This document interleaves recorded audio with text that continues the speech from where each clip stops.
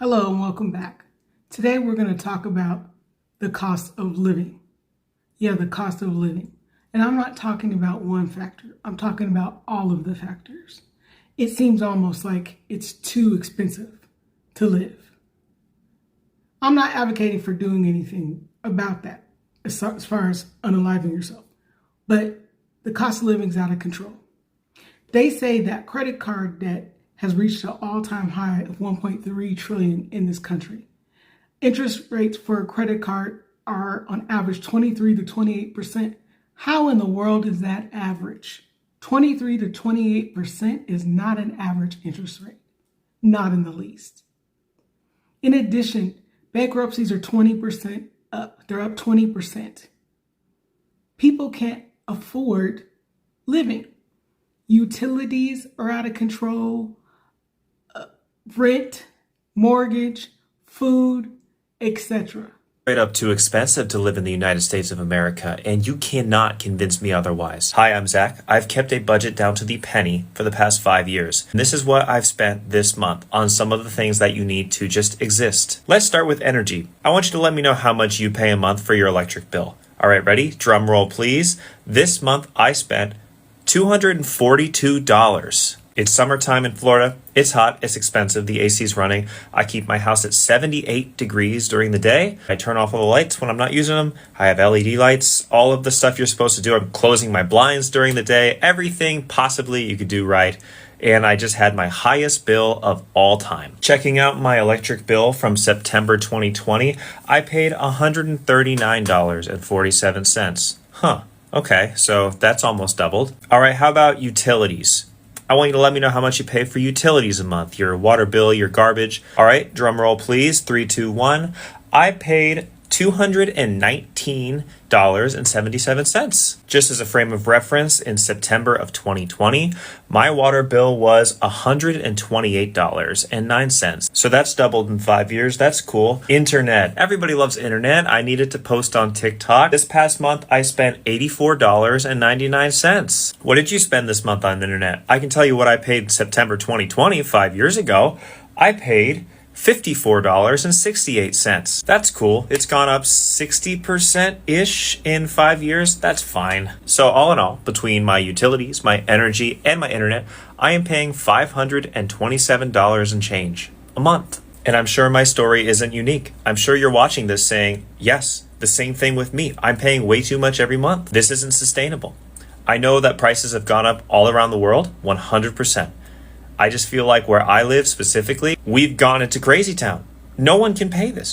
Let's be real. 2025 has been heavy financially for a lot of people.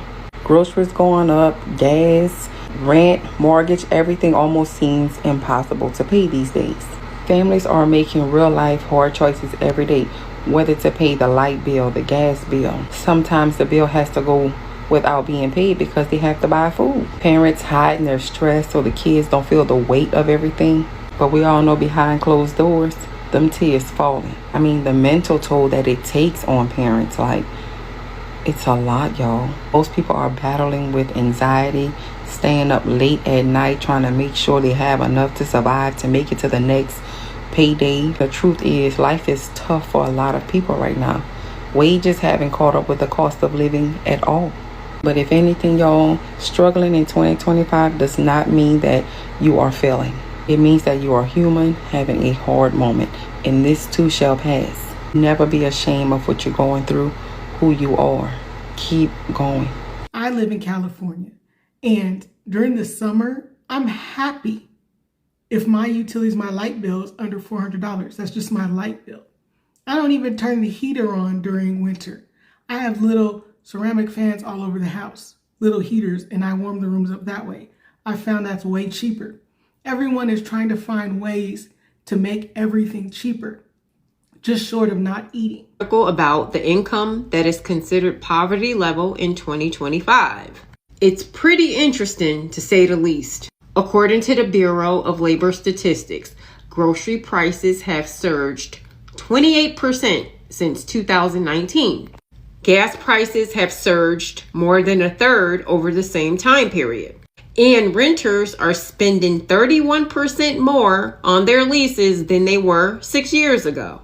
Now, with saying that, let me explain how the poverty line is defined. The poverty line is established to determine the minimum income a person or a household needs to fulfill their basic requirements, meaning food, clothing, and shelter. And the U.S. Census Bureau is directed each year to establish the poverty threshold. There is very little information available on how they form their calculations. But what is known is the calculation increases as the family size increases.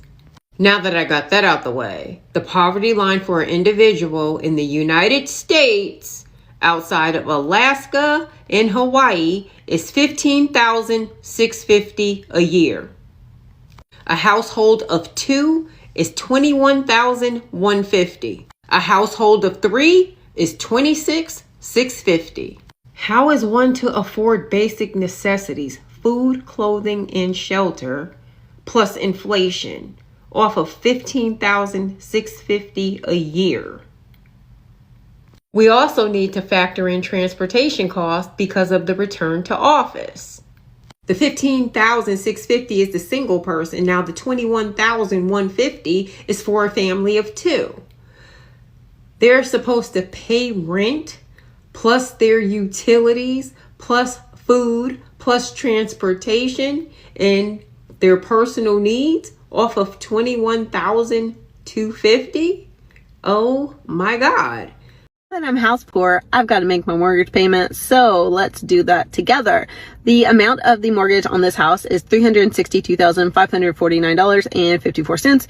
We bought this house in April 2025, and our mortgage balance then was $364,500. So we've made a little progress. But like I said, we are definitely in the house poor category, and our monthly payment is $2,919.17.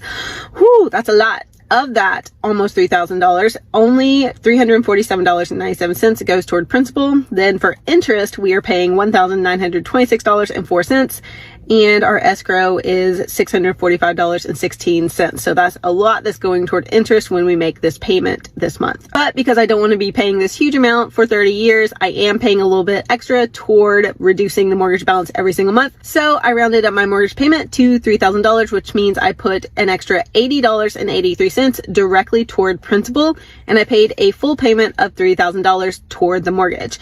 This means our new balance after that $347 and that $80 together reduced it is $362,120.74. Not much of a difference, but we are trying to throw whatever we can toward the mortgage balance when we can, because it makes the biggest difference in the beginning, because it reduces the balance and you pay less interest overall. So that's where we're at with the balance on the loan of the house that we bought this year in 2025. I will see you next month as we make another mortgage payment and make a little bit more progress. See you. 2025 is so ghetto that most of us are not even in debt because of big frivolous purchase. You remember back in the day, you go into credit card debt or something, it's because, hey, I went and took out some money to go on vacation, or I went in, I got a loan to get a car or a house, or, get some jewelry that I didn't need. Like, we went in debt over frivolous purchases that were actually like, we didn't need them. You know what I'm saying? Now it's like you got people who are in debt because they needed to get a loan to get some money to buy food, to buy clothing, to make sure they can pay the rent next month.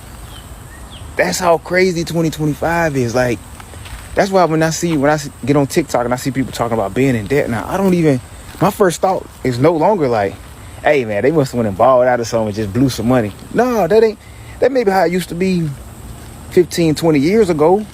But now, like, people are going into debt just to survive. I agree with him. I truly do. People are not in debt always because they're spending frivolously and maxing out their credit cards. People are putting their groceries on quad pay. Pay for it. People are also doing GoFundMes for their rent and their groceries. That's what we're coming to. And it's not going to get better. I'm so sorry to say. It's going to get worse. What are we supposed to do? Are 20 people supposed to live in one house or apartment? Is that what we need to do? If you have any ideas, please do let me know, because this is not working. Living in America in 2025 feels like you're trying to breathe while someone's hand is over your mouth and they're charging you rent for it. As soon as you get paid, it's gone. You buy groceries and the bags are lighter. You fill your tank and the needle mocks you. Food's up, rent's up, insurance, utilities, coffee. I mean, even your damn toothpaste is up. Everything's up except the paycheck. Oh, and everything's also smaller. Shrinkflation? Yeah, that's the way they rob you while smiling in your face. You're not imagining it. The box is smaller. The portions are skimpier. The price is higher, and you're supposed to eat it with a smile. This isn't bad budgeting. This isn't laziness. This is a rigged game where everyone at the top profits and everyone at the bottom is a slave. We're getting taxed, drained, and blamed every step of the way. If you feel it too, you're not crazy. Serious question, how are people affording anything in 2025? I'm having surgery in 2 weeks on my neck, so I was told to get certain types of shirts so it wouldn't bother the area. I go to Goodwill. I'm looking at prices $9.99 for used shirts that are of no brand of value at all anywhere. Like maybe it was Target, I don't even know. I probably could go to Target and get it for like brand new for the same price at this point. I don't know. But seriously, how is it that I have just gotten priced out of a thrift store? Not only that, I cannot remember the last time I actually went out and had a meal in a restaurant. We do not order out. We don't even get pizza because we're trying to save everything for 2025 with all of my health stuff. Yesterday, I got laid off from my corporate job yesterday. And I think that this is the reality for a lot of Americans right now, and it needs to be shared because America is not doing well right now. We have a 94% prediction rate that the recession is going to come, but yet our frickin' administration hasn't even made the move to actually say that a recession is coming. And let's actually call it what it is, a depression. People can't afford groceries, they can't afford rent, they can't afford buying houses, they can't afford having babies, they can't afford having the kids in general if they already have them. We are not in a good spot, y'all. I know that I'm just a number in a company, but I thought I was okay. You're going to think that you're okay because you've worked there for so long or you have the right experience. Like, you guys, I have an undergraduate in marketing, a master's in business, 6 years of paid social media experience, both on a strategist and manager level. I have done people management for at least 3 years. I'm a senior level in my career. And yet, when I was hired to do a senior level role, I was forced into entry level positions. I was doing entry-level work as a senior-level strategist, all while at the same time being asked to reduce my workload with AI, and our team was having layoffs every 3 months. I should have seen it coming. I really should have. But the thing is that it was not something that I saw coming, because the day before that they laid me off, I was literally talking coverage plans with another employee who was going on leave for months. How am I supposed to sit there and not think that I'm safe in that moment? I just think it's absolutely ridiculous that we live in a world like this where my manager wasn't even the one that fired me, by the way, or laid me off. It was frickin' HR, and they read off a script. But my whole team got laid off. And this is the reality for a lot of Americans right now. My partner is a first responder, so I'm very lucky for the fact that I can be leaning on him for support right now, because luckily his job is secure, thanks to the fact that number one, his job is essential, and number two, he has a union behind him. What I will never understand is why corporate agencies have not unionized. We're not allowed, right? We're not allowed. That's part of it. We'll get fired because at least in this corporate world, they're always going to side on the side of business because that's what's making the government money. This world right now is not supporting people. It is supporting business.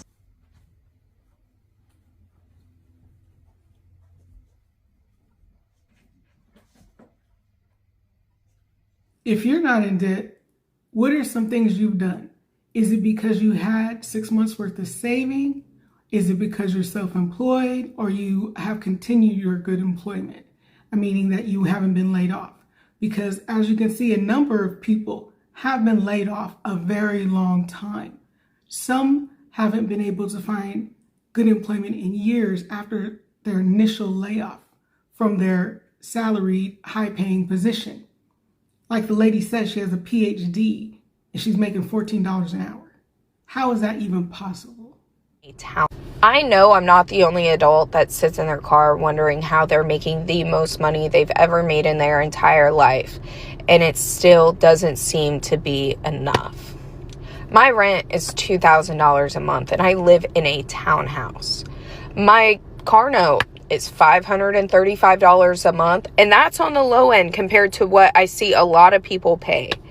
My car insurance is $370 between two vehicles. Grocery store, every bill is sky high except for the one we need, and that's our damn paycheck. Rent, groceries, medical insurance, car insurance, homeowners insurance. All of it's too damn high. There is not one thing that's not expensive. You can't even walk into a grocery store these days without feeling like you're signing up for a mortgage. And the wild part is everything is going up except for our wages. And you know what's even crazier? The rich and powerful people, they act like they're just fine with this. They're like, yeah, just smile through your struggle. Keep quiet. Keep hustling.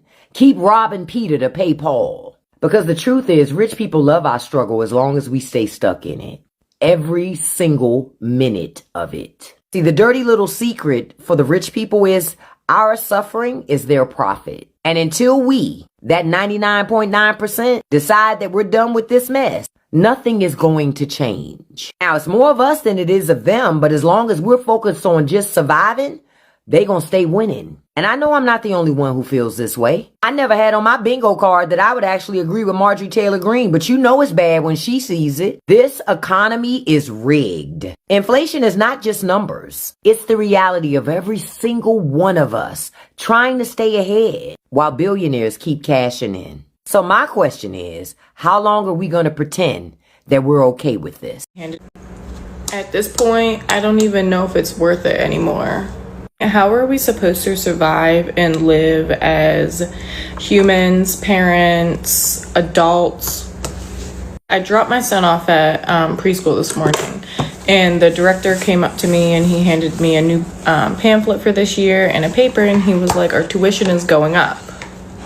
Sir, what do you mean? I already pay $190 a week for him to go Monday through Friday, 7:30 until about 4:30. The price went from $190 to $265. I'm gonna show you so you don't think I'm lying.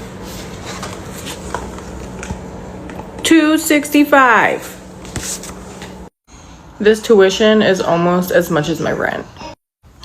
This is why moms don't work anymore. It is cheaper to stay home and take care of their kids.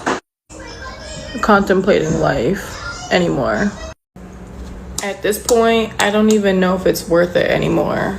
How are we supposed to survive and live as humans, parents, adults? I dropped my son off at preschool this morning, and the director came up to me and he handed me a new pamphlet for this year and a paper, and he was like, our tuition is going up. Sir, what do you mean? I already pay $190 a week for him to go Monday through Friday, 7:30 until about 4:30. The price went from $190 to $265. I'm gonna show you so you don't think I'm lying. $265. This tuition is almost as much as my rent. This is why moms don't work anymore. It is cheaper to stay home and take care of their kids. Contemplating life anymore. Thank you for watching. I appreciate it. What do you think the answer is? Is it relocating to another country at this point? Or do we need to wait till the issue gets a lot worse before we relocate? I don't know, because I know a lot of health professionals who are taking offers in Canada and other European countries where things are a lot more stable. So please let me know. I've been praying, and through the grace of God, we're okay right now. We can pay our bills. We're all right. But I'm praying that God will let me know when it's time to bounce. I do have a passport. If you don't have a passport, I suggest you get a passport and start thinking. Maybe you just need to drive over the border and live in Mexico. I don't know. Or take that trip to Canada. I do not know. But start thinking about what's going to work for you. Amen? Thank you for watching. And as always, God bless you and keep the faith.